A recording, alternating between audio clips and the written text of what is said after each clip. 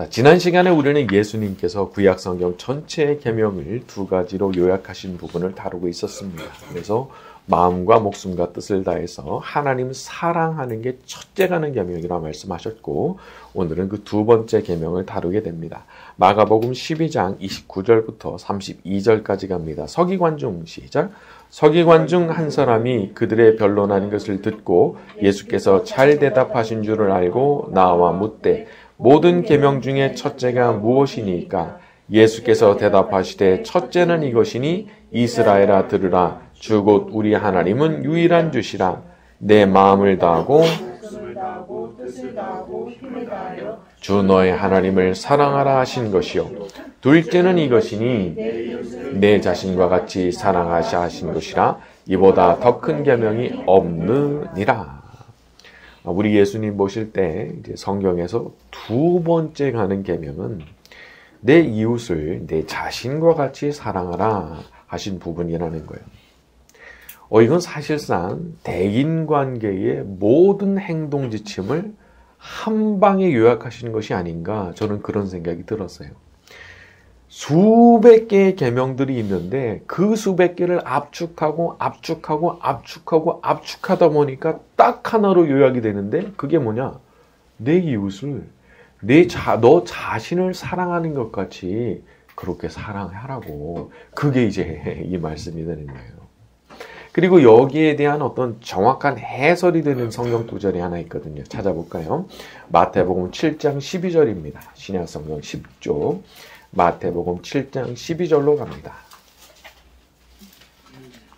마태복음 7장 12절 신약 성경 10쪽입니다. 그러므로 갈까요? 시작. 그러므로 무엇이든지 남에게 대접을 받고자 하는 대로 너희도 남을 대접하라. 이것이 율법이요 선지자니라. 그렇죠. 내 이웃을 사랑하라고 하셨는데, 구체적으로 내가 이웃한테 어떻게 해야 되는 거냐? 자, 이 말씀대로 만약 내가 상대로부터 이런 대접을 받았다면 참 기분 좋겠는데, 바로 그것을 기준으로 하라는 거예요. 사람이 아주 환대를 받을 때도 있지만 홀대받고 아주 푸대접 받을 때가 있잖아요. 그러니까 누군가 나를 너무 환대를 해주고 이렇게 나를 대접해 준다고 하면은 얼마나 고마울까 싶은, 바로 그런 게 우리의 기준이 된다는 거예요. 그 모든 사람들을 대할 때 그런 걸 기준으로 해서 하면 된다, 이제 그런 말씀이 되는 거죠. 여러분, 만약 우리가 만나는 모든 분들한테 그런 식으로 대할 수 있다 그러면은 얼마나 우리의 그 관계가 정말 복된 관계가 되겠어요. 자, 그리고 우리가 그렇게 이웃을 이제 너 자신을 사랑하는 것 같이 사랑해야 되는 가장 중요한 이유가 있는데, 그것은 우리 하나님께서 우리가 그렇게 다른 분들을 사랑하잖아요. 그러면 우리 하나님께서 그거를 너무 좋아하시는 거예요. 우리 하나님께서 그걸 너무 기뻐하신다고요. 그 신기하죠.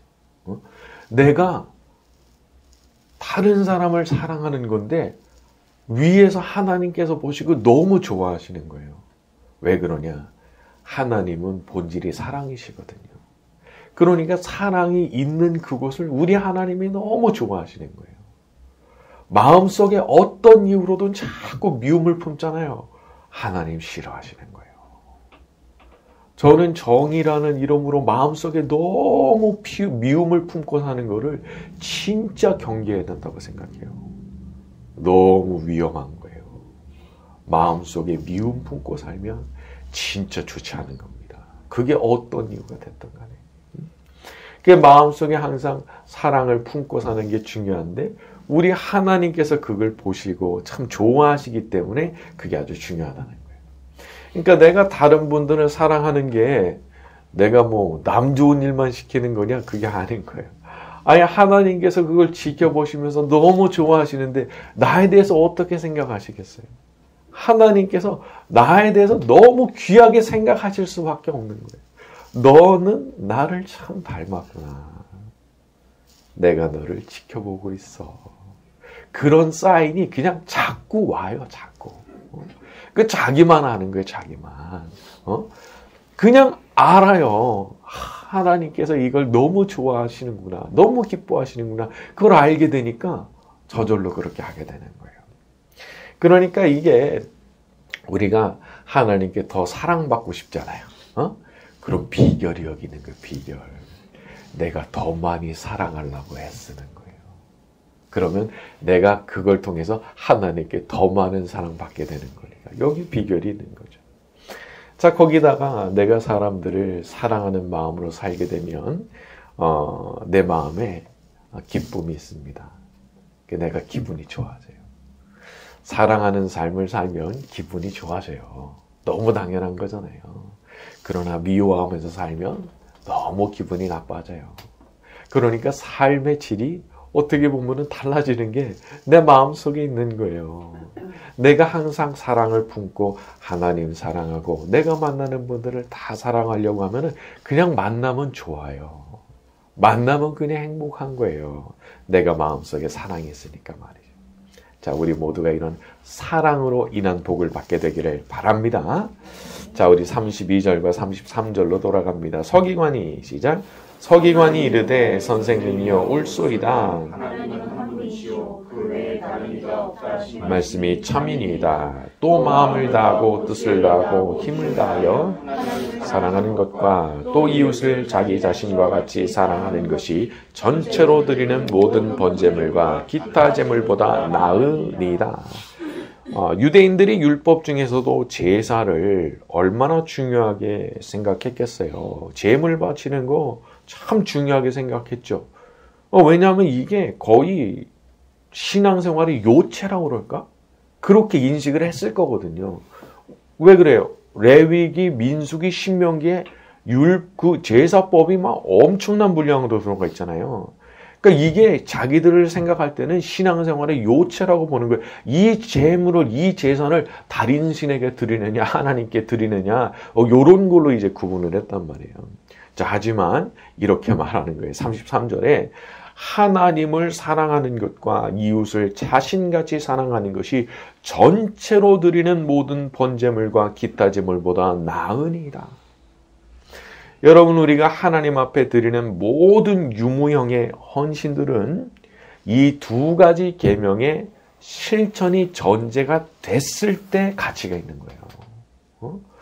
다른 건 열심히 하는 것 같은데 하나님 사랑 안 해요.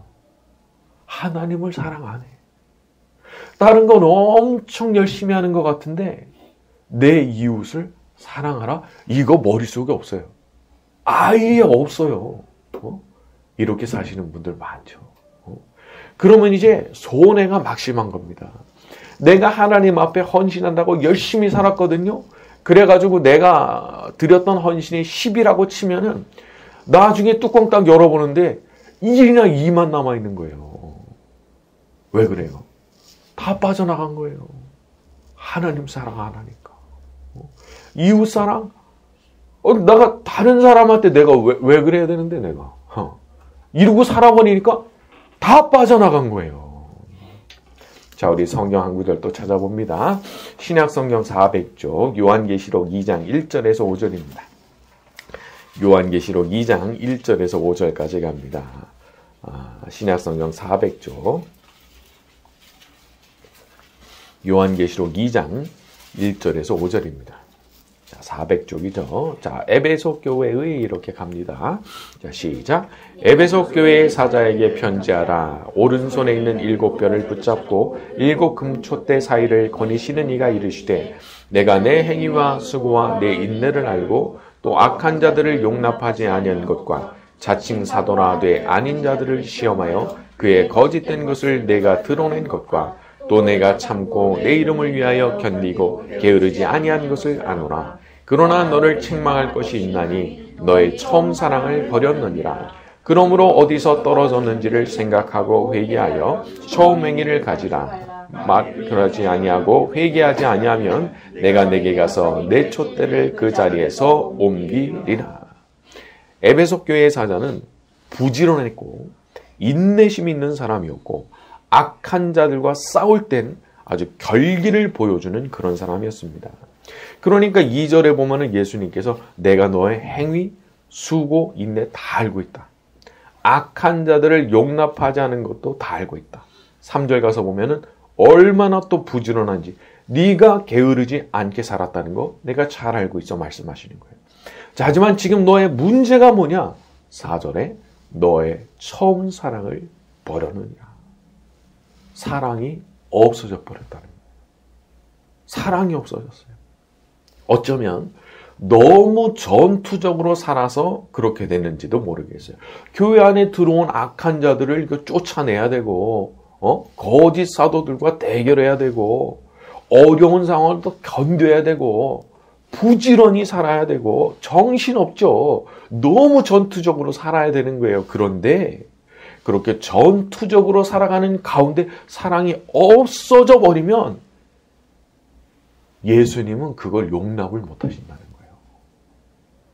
예수님이 그거를 용납을 못 하시는 거예요. 그래 5절에 나오잖아요. 회개하라. 처음 행위로 돌아가라. 그러지 않으면 내가 내게 가서 내 촛대를 그 자리에서 옮기리라. 진짜 무서운 말씀하시는 거예요. 그러니까 우리 예수님은 사랑이 없어진 삶이 있잖아요. 사랑이 없어진 삶. 내가 하나님도 사랑해야 되고 또 이웃을 사랑해야 되고 이게 없어진 삶 자체를 용납을 못 하시는 거예요. 여기 이제 예수님 아주 엄중한 경고를 하시죠. 촛대를 옮기리라. 이게 무슨 뜻이냐면 그 자리를 뺏으신다 그런 뜻도 될 수가 있고 한편으로는 그 교회 없어진다 그런 뜻도 될 수 있는 거예요. 그 정도로 예수님께서 엄중하게 경고하시는 거예요. 사랑 버렸어? 너 이제 큰일 나는 거야. 반드시 회개해야 돼. 예수님이 이런 말씀하신 거예요. 이런 기준으로 보게 되면은 오늘날 한국의 개신교는 굉장히 큰일 난 거예요. 얼마나 진노하실지. 열심히는 하지. 그런데 하나님 사랑 안 해. 그리고 좌우도 안 살펴. 그러면 정말 치명적인 거기 때문에 예수님께서 참 이렇게 엄중한 경고를 하신 걸 보게 되면은 참 걱정스러운 일이다. 그런 생각도 듭니다.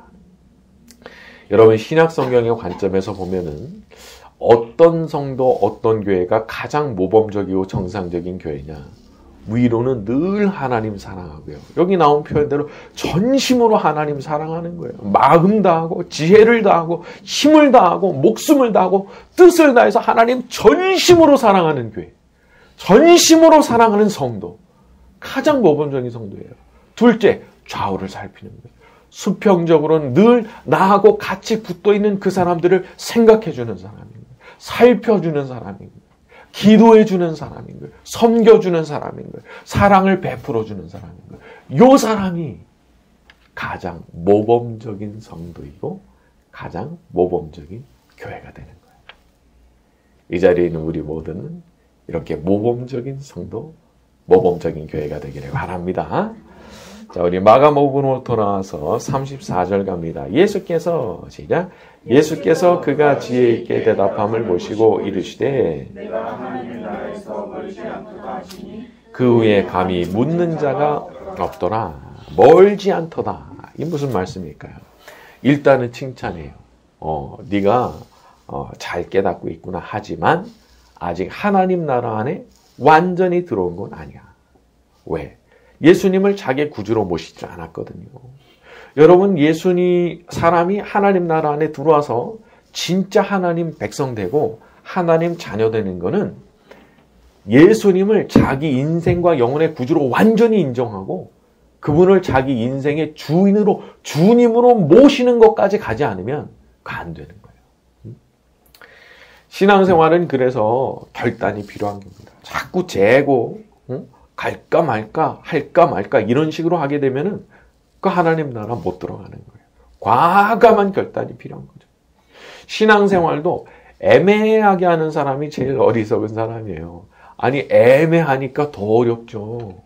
할 듯 말 듯, 갈 듯 말 듯 이러니까 박자가 맞냐 말이에요. 몸을 던질 수가 없어요. 어정쩡한 거예요. 그게 제일 사람 피곤하게 하는 거거든요. 하지만 과감하게 뒤에 있는 거 다 잊어버리고 과감하게 이제 달리기로 딱 작정하는 거예요. 내가 신앙생활에 완전히 몸을 실어가지고 내가 던진다. 그렇게 각오를 하면 달라지는 거예요. 거기서부터 이제 힘이 딱 실리기 시작하는 거예요. 그러니까 이거 기도 같은 것도 결단을 못 하시는 경우들이 이제 있는 거예요. 이게 결단을 딱 시작하고 그냥 던지면 되거든요. 근데 이걸 이제 이게 내가 할 수 있을까? 이제 이런 생각부터 해가지고 계속 뭐라 그럴까? 간을 본다고 그럴까? 계속 이 될까 말까 이런 식으로 하게 되면은 할 수가 없는 거예요. 제가 보니까 그렇더라고요. 자기가 자기 마음속 스스로 안에 어떤 틈을 자꾸 만들면 어느 순간 포기해요. 이거를 내가 할 것인가 말 것인가를 계속 간에 보다 보면은 어느 순간 내가 포기하더라고요. 그렇게 하는 게 아니에요. 그냥 그런 생각 자체를 아예 그냥 삭제를 해야 되는 거더라고요. 몸이 그냥 자동으로 움직인다 싶을 정도로 그냥 신앙생활, 경건생활 타이트하게 내가 가져간다. 그렇게 딱 결심하고 그렇게 나가면 오히려 훨씬 쉬워지는 것을 보게 되는 거죠. 여러분 기도가 필요하다 생각 드셨어요? 과감하게 하세요. 내가 이제 신앙생활 더 열심히 해야 되겠다. 마음의 결심이 설랑말랑하세요. 과감하게 결단하세요. 거기에 하나님의 놀라운 축복의 기름 부심이 임하게 될 줄로 믿습니다. 자, 우리 35절부터 37절입니다. 예수께서 시작. 예수께서 성전에서 가르치실세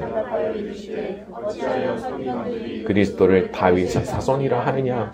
다윗이 성령에 감동되어 친히 말하되 주께서 내 주께 이르시되 내가 내 원수를 내 발 아래 둘 때까지 내 우편에 앉았으라 하셨도다 하였느니라. 다윗이 그리스도를 주라 하였은즉 어찌 그의 자손이 되겠느냐 하시니 즐겁게 듣더라. 예수님께서 가르치시는데 서기관들이 놓치고 있는 부분을 정확히 짚으시죠. 그들은 단지 그리스도를 다윗의 후손으로 말하고 있지만 사실 성경에 보게 되면 다윗이 엄연히 성령의 감동으로 그리스도를 주라고 말했기 때문에 그리스도는 다윗의 어떤 카피 같은 열등한 그런 존재가 아니다 그 말씀하시는 거예요. 이건 그리스도에 대한 당시 사람들의 기대치를 조종하시는 거라고 볼 수 있는데 서기관을 비롯했던 당시의 여러 사람들은 그리스도를 어떻게 생각했냐면 정치적이고 군사적인 메시아로 생각을 했어요. 그러니까 혜성같이 나타나서 이 로마를 굴복시키고 우리를 새로운 왕국으로 이끌 것이다. 다윗 때처럼. 그 정도에 머무른 거예요. 근데 예수님께서 말씀하시는 그리스도는 예수님 가르치시는 메시아는 그런 게 아니라는 거예요. 훨씬 뛰어넘는 거라는 거예요. 다윗보다도 훨씬 뛰어넘는 분이라는 거예요. 왜냐하면 유대가 아니고 온 세상 전부를 구원하실 분이시니까. 어쩌면 우리는 예수님에 대해서 너무 적은 기대치를 가지고 사는 건지도 모릅니다. 왜 그러냐? 우리가 그릇이 작다 보니까 늘 그냥 내 수준으로 생각하기가 쉽거든요. 그래가지고 예수님 딱 떠올리면은 늘 고만고만한 일만 해결해 주시고 고만고만한 역경에서 나를 구해 주시는 분이시다. 이제 그런 식으로 내가 생각을 가지고 있을 수 있는 거예요. 그러니까 예수님에 대해서 과소평가죠. 기대가 작아요. 예수님 앞에 나와서 기도하는데도 기대가 작아. 그래서 뭐 되면은 되고 아니면 말고 이제 이런 식으로 하기가 쉽거든요. 하지만 우리 예수님은 온 세상의 모든 죄와 고난을 다 해결하시고 어둠 속에 있는 사탄을 제압하기 위해서 내려오신 하나님 아들이시잖아요. 그러니까 우리가 이걸 알고 있다면 내 기대치도 달라져야 되는 거예요. 내 믿음 자체가 달라져야 되는 거예요. 그래서 기도를 할 때도 아주 과감한 기도, 대담한 기도, 대담한 요청을 할 수 있는 거예요. 맹인이었던 사람이 예수님 앞에 예수님께서 너 뭐를 원하느냐 말씀하니까 그렇게 대답했죠. 보기를 원한다고. 여러분 어떤 사람한테 가가지고 내가 보기를 원한다고 말하겠어요? 어떤 사람을 만나가지고 내가 날 때부터 맹인인데 나 보기 원한다고 말을 해요. 하지만 하나님 아들 앞에 갔기 때문에 하나님의 아들이신 분이 지금 내 앞에 계시기 때문에 나는 그런 기도까지도 드릴 수 있는 거예요. 나 보기를 원한다고.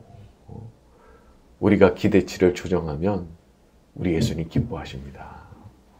늘 물으시잖아요. 내가 나를 믿느냐? 나를 믿냐고. 내가 이 일을 능히 할 줄로 믿냐고. 내가 믿나이다. 그렇게 고백할 때 우리 예수님께서 그것을 기쁘게 받아주시고 응답 주셨거든요. 우리 모두에게도 그와 같은 응답의 역사가 일어나게 되기를 예수님의 이름으로 축원합니다.